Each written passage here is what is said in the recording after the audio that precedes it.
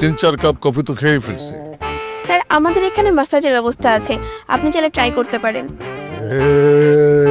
এটা আগে বলবেন না? চলেন। আরে পাশা ভাই, কি অবস্থা আপনার? এই তো, সরি ভাই, আমি একটা মিটিং এ ফাঁসে গেছিলাম রে ভাই। কোনো সমস্যা নাই। কি অবস্থা, কেমন আছেন? ভালো ভালো। বসেন না। আমি তো সারাদিন আরামেই ছিলাম।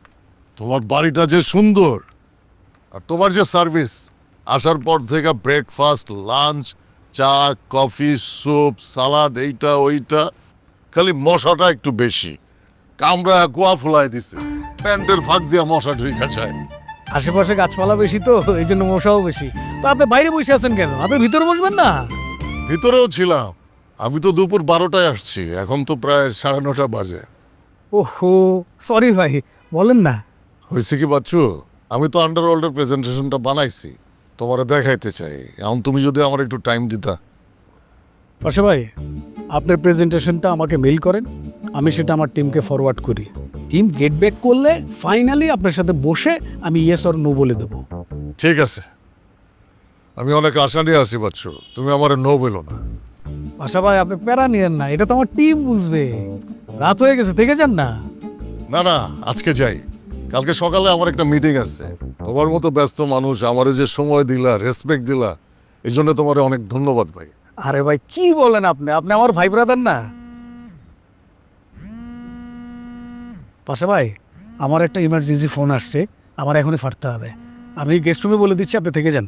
না না, আজকে Hello? আরেকদিন এসে থাকবো। আরে কি, আমার গাড়ি কবে পাবো? শোনো, আমি কিন্তু এই গাড়িটা আমার নামে রেজিস্ট্রেশন করব না, ঠিক আছে? আমি তোমারে নাম এবং ঠিকানা পাঠিয়ে দিচ্ছি, তুমি ওই অনুযায়ী রেজিস্ট্রেশন করবা। আর আমার গাড়ি নিয়ে যাও, একবারের গাড়ি ভালো লাগে না।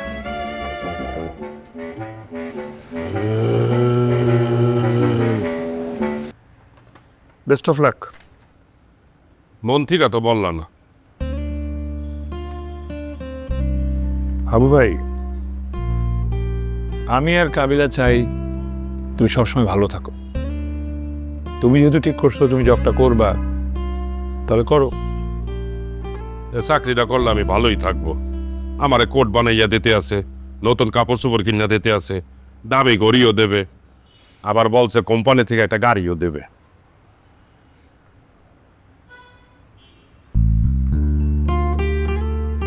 ভালো তো, কিন্তু তোমার জব ডেসক্রিপশন ঠিক লেখা নাই। কি করবা তুমি ওখানে, তোমাকে বলছে? বাচ্চু ভাইয়ের সাথে থাকতে হইবে। বাচ্চু ভাই মানুষের যেসব কাজ দেবে সেগুলো তদারকি করতে হইবে। ঠিক আছে, তুমি তো ঠিক করেই ফেলছো তুমি চাকরিটা করবা, তাহলে করো। কিন্তু এই চাকরি করতে করতে যদি কখনো তোমার মনে হয় তুমি আর সামনে আগাইতে চাচ্ছ না, অথবা কোনো কনফিউশন হচ্ছে, তাহলে অবশ্যই তুমি কোনো দ্বিধাদ্বন্দ্ব ছাড়া আমার সাথে অথবা কাবিলের সাথে বিষয়টা শেয়ার করবা। ওকে? কাবিলার আমি বলবো না, বললে তোরে বলবো। আমি যদি দেশে না থাকি?